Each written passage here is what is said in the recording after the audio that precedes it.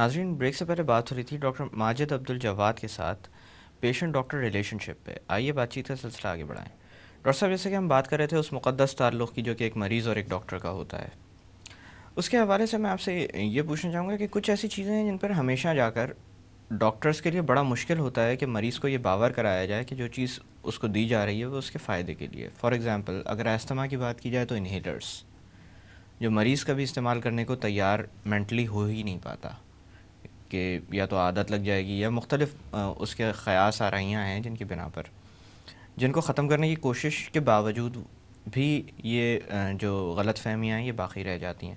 اسی طرح سے ایک اور معاملہ جو میں نے دیکھا ہے وہ ہے انسولن کا. آپ نے دیکھا ہوگا کہ اکثر و بیشتر پیشنٹس پری آپریٹیولی یا کوئی بڑا آپریشن ہونے سے پہلے ایڈمٹ کیے جاتے ہیں جس میں ان کی شوگر کنٹرول کی جاتی ہے. اس میں خاص انسولن لگائی جاتی ہے جو لگانے میں اکثر جو مشکل پیش آتی ہے وہ یہ آتی ہے کیونکہ دوائیں تو ان کی بند ہو چکی ہوتی ہیں، بہتر کنٹرول کی خاطر وہ دی جا رہی ہوتی ہے کہ آپ یہ لگا دیں گے تو پھر میں اس کے بغیر رہ نہیں پاؤں گا. ان چیزوں کو کس طرح سے بہتر کیا جا سکتا ہے اور مریضوں کو اس معاملے میں کن کن چیزوں کو سمجھنا چاہیے؟ جب بھی آپ نے کسی بھی علاقے میں میڈیسن کی پریکٹس کرنی ہے تو آپ کو اس علاقے کا ماحول، اس کی تاریخ، اس کے معاشرتی حالات کو سمجھنا ہوتا ہے.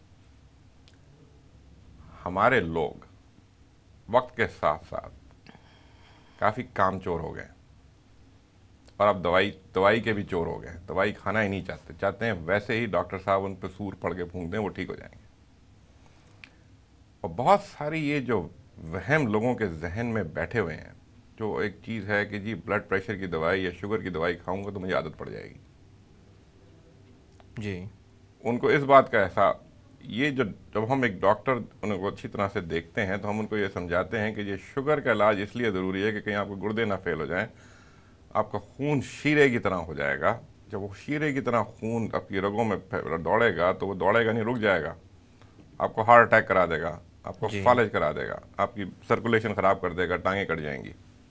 اکثر یہی کمپلیکیشن ہوتی ہے نا، انہی سے بالکل. بچنے کے لیے آپ کو دینا ہے شوگر.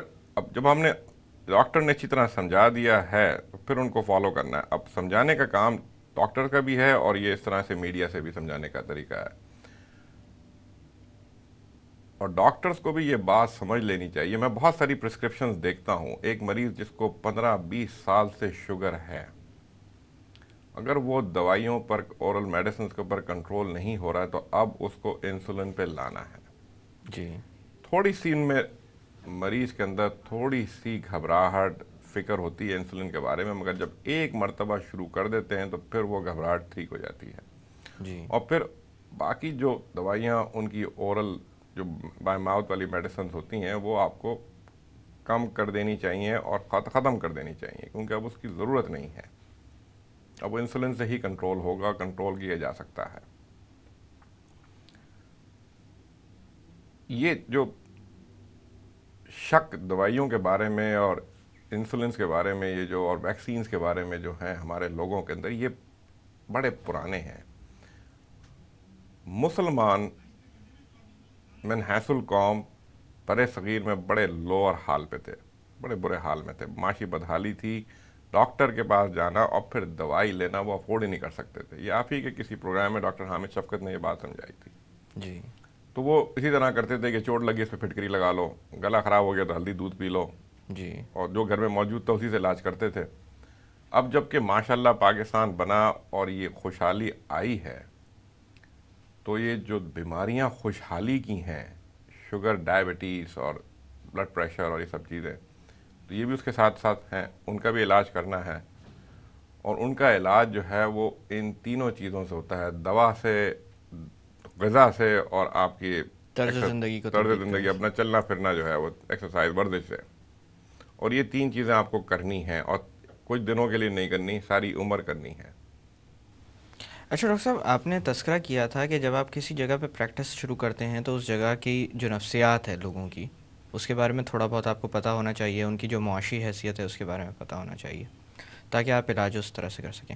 اس میں کبھی کبھی میں یہ بھی دیکھتا ہوں کہ ڈاکٹرز کچھ غلط کام بھی کر رہے ہوتے ہیں. مثال کے طور پر میں نے یہ دیکھا ہے کہ مریض کسی اور سے جا کر علاج نہ کروا لے، اس لیے بہت زیادہ پاورفل اینٹی بائیوٹکس دے دی جاتی ہیں جو شاید دوسری یا تیسرے وزٹ کے بعد سٹارٹ کرنی چاہیے تھیں.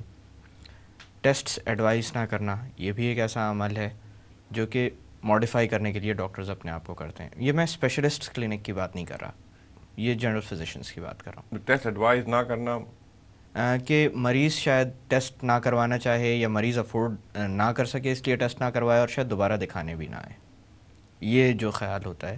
اور اسی طرح سے کبھی کبھی میں نے یہ بھی دیکھا ہے کہ کچھ ایسے ڈاکٹرز ہوتے ہیں جو چاہے ضرورتاً چاہے غیر ضرورتاً مریض کو انجیکشن دے کے بھیجتے ہیں تاکہ مریض اپنے ذہن میں یہ کیفیت لے کر جائے کہ جو بھی کیا ڈاکٹر صاحب نے ایک انجیکشن کے تھرو دوا لگ گئی جس کی وجہ سے وہ بہتر ہو جائے گا.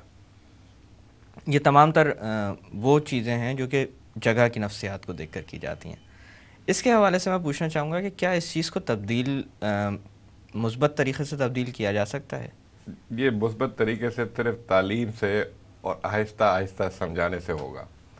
مشتاق احمد یوسفی صاحب نے اپنی کتاب میں لکھا تھا کہ افسوس اس بات کا نہیں ہوتا کہ لوگ ہومیوپیتھ کے پاس جاتے ہیں, جی افسوس اس بات کا ہوتا ہے کہ وہاں جاتے ہیں اور دوائی کھا کے ٹھیک بھی ہو جاتے ہیں.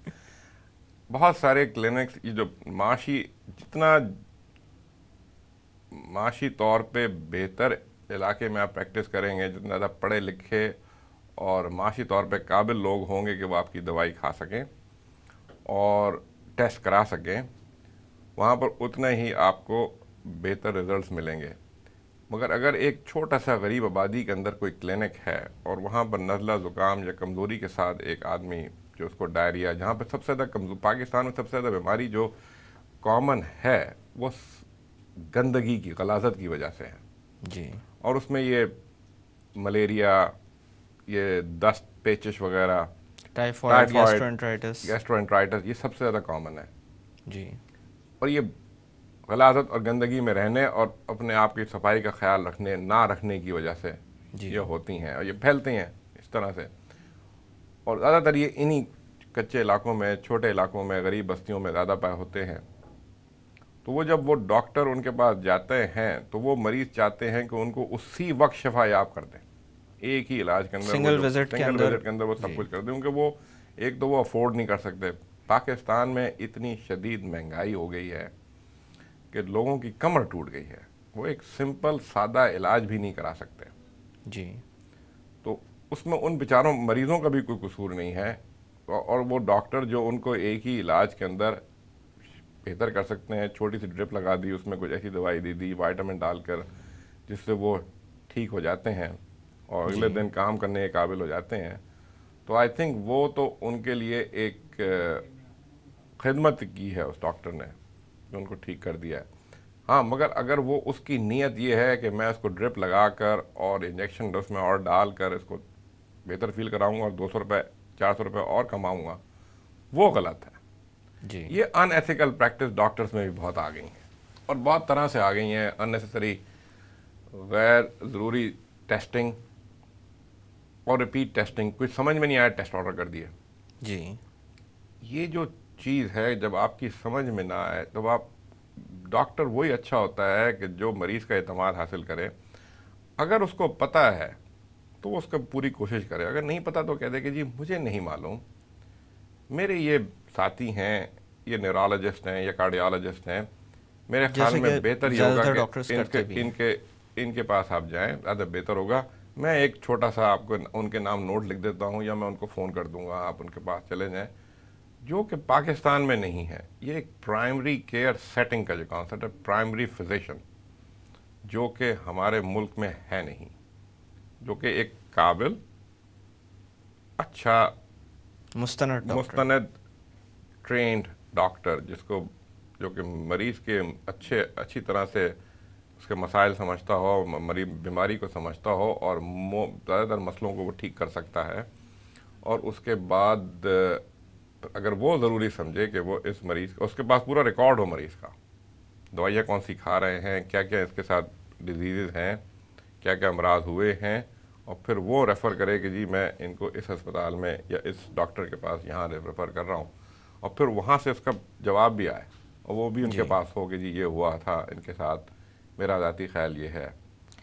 اچھا ڈاکٹر صاحب, اسی طرح سے ایک اور معاملہ جو کبھی کبھی درپیش آ جاتا ہے جس میں میرے خیال سے ڈاکٹر کا کوئی قصور نہیں ہوتا, لیکن ڈاکٹر کے لیے بہت زیادہ بدنامی کا باعث بنتا ہے. وہ یہ ہے کہ کوئی بھی دوا جو تجویز کی گئی ہو یا کبھی جیسے بلڈ وغیرہ کی ضرورت پڑتی ہے تو اس کے اندر ہائپر سینسٹیوٹی ریئیکشن جو مریضوں میں ہوتے ہیں، ان کے حوالے سے میں تھوڑی سی وضاحت بھی آپ سے چاہوں گا تاکہ مریض بہتر طور پر سمجھ سکیں کہ یہ ریئیکشنز جو ہوتے ہیں کیا یہ اوائڈیبل ہیں یا نہیں ہیں، یا وہ تدابیر جو کی جا سکتی ہیں وہ کی جاتی ہیں، اس کے باوجود بھی ریئیکشن ہونے کے امکانات باقی رہتے ہیں یا نہیں.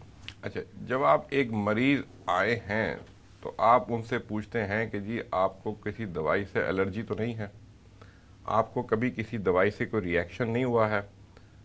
جب وہ کہتے ہیں کہ نہیں تو پھر آپ ان کو دوائی دیتے ہیں.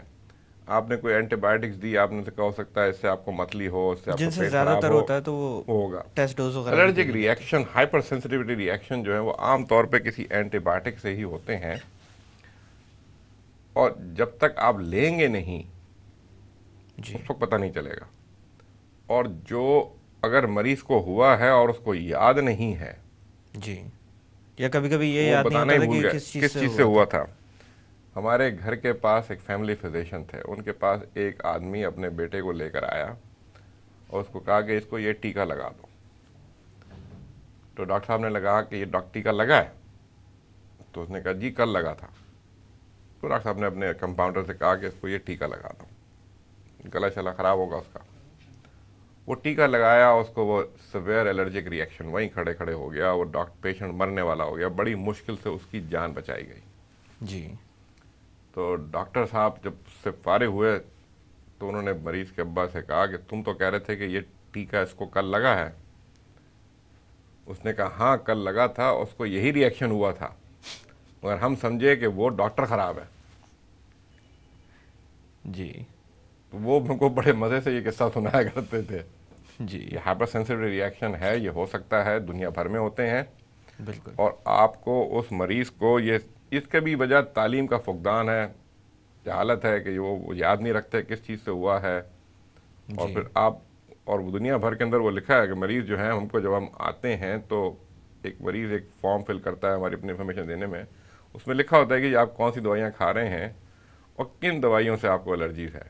تو کو پہلے سے پتہ چل جاتا ہے. اور اگر کسی کو سب سے زیادہ کامن الرجیز پینیسلن سے ہوتی ہیں، دوسری کامن سلفر ڈرگ سے جو ہوتی ہیں، تو وہ آپ بتا دیتے ہیں پہلے سے کہ جی مجھے ان دوائیوں سے الرجی ہے.